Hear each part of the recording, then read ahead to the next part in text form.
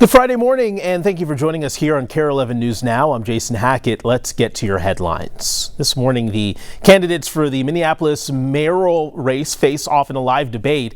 This is the first Minneapolis mayor's debate for this election cycle. 5 candidates are confirmed for today's debate. That's Duane Davis, Omar Fateh, Jacob Frey, Jazz Hampton, and Brenda Short. Now, ahead of the November 4th election, none of these candidates are endorsed by the Minneapolis DFL. And remember, that's what caused so much confusion and tension this summer.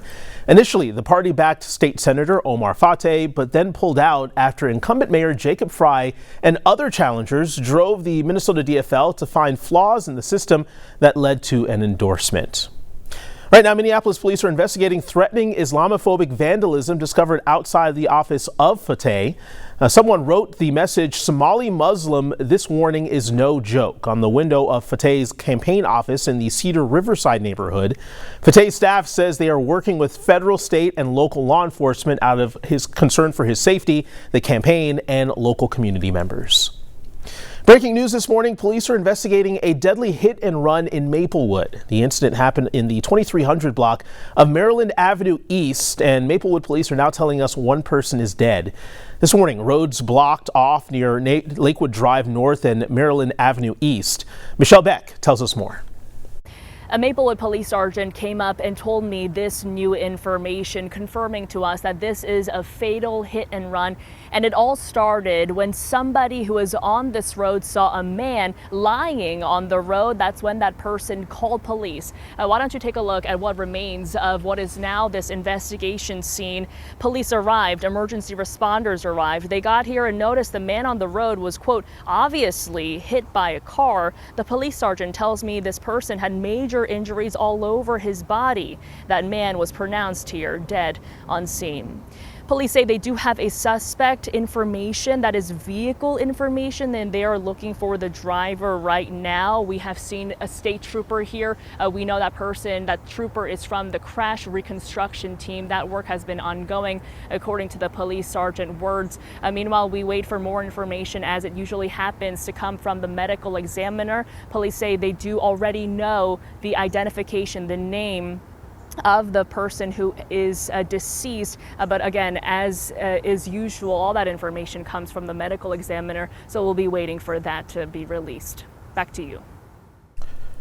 Michelle, thank you. Developing today, a man in Missouri is being held on suspicion of making terroristic threats to a school in Minneapolis. Police say he called Waite Park Elementary at around 11 a.m. yesterday, saying he was armed with an AR-15 and threatened to, quote, shoot everything he sees moving. They say the man knows 2 people at the school and has a home nearby. Investigators used license plate tracking to determine he was in Missouri. They took him into custody about 3 hours later. If you make these threats against a school, against a house of worship in our city, we will act swiftly, and we will employ every tool available to all of law enforcement to find you, arrest you, and bring you to justice as quickly as possible. The school was placed on lockdown as a precaution. It's no secret rural healthcare is in a crisis. That's what makes it shocking to some that Mayo Clinic plans to close 6 clinics by mid-December, forcing patients to travel further just to get care. In a statement, Mayo Clinic said, quote, rural and community healthcare across the country is facing significant challenges, including staffing shortages and declining patient volumes.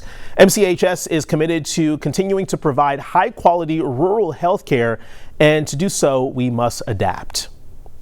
Overnight, Minnesota Hockey says it's pausing a policy that caused a controversy and debate among parents in Minnesota Hockey District 10.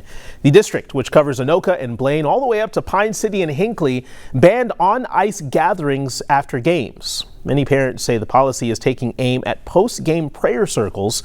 The district says this decision was made because the gathering caused scheduling and timing issues, and said the gatherings must be done somewhere else in the arena.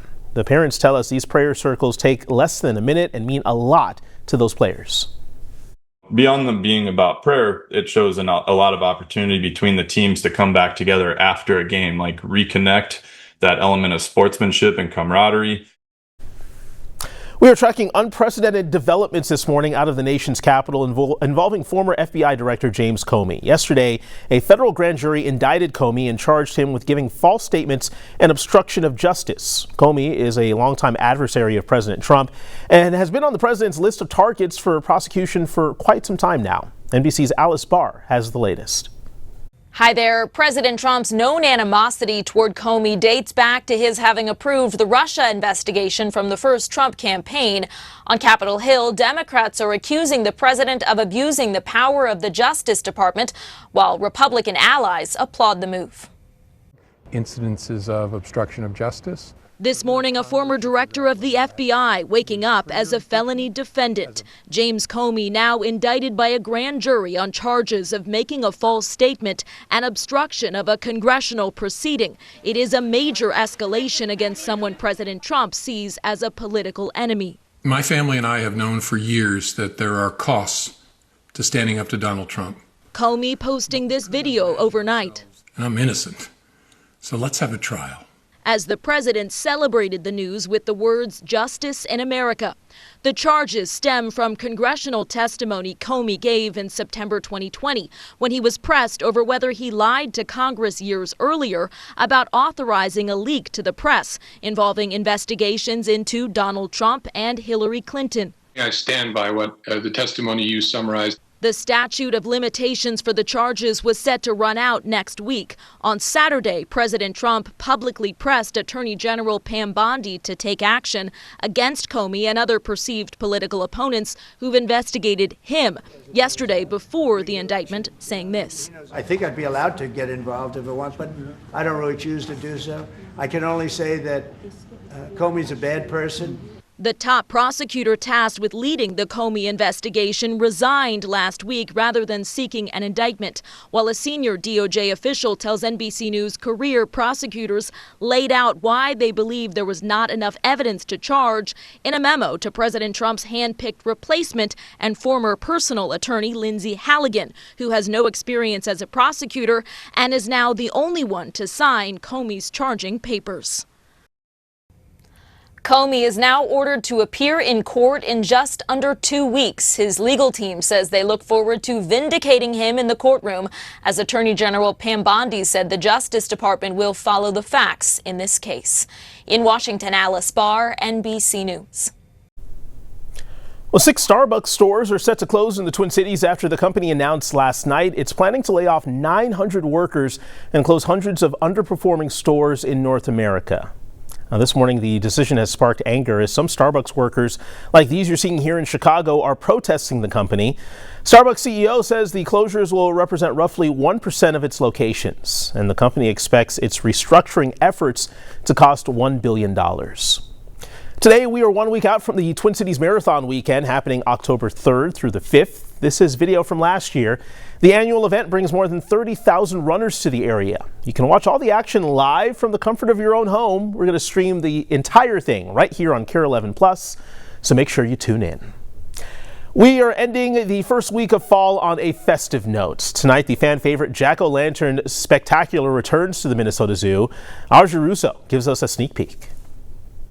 There's a chill in the air, and you know what that means here at the Minnesota Zoo. It is time for the 2025 Jack-O-Lantern Spectacular. The theme this year is what goes bump in the night. I want you to take a look at this pumpkin, this Wednesday Addams pumpkin. This is a favorite of one of the expert pumpkin carvers. He says that there are at least 5,000 carved pumpkins along this trail here at the zoo. Now, this event opens tonight and it runs through November 2nd.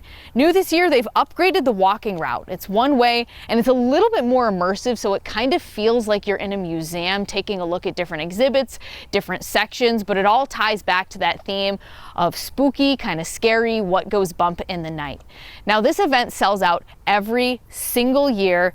So if you want tickets, go to mnzoo.org. There's also more information about some of the new foods that they're having. They've got some sensory nights for those with additional needs. So you can find all of that again at mnzoo.org.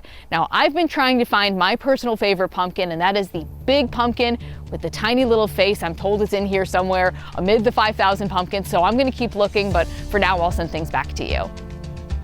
Such a cool display there. Make sure you check it out. Stick with us. More news and weather coming up after the break.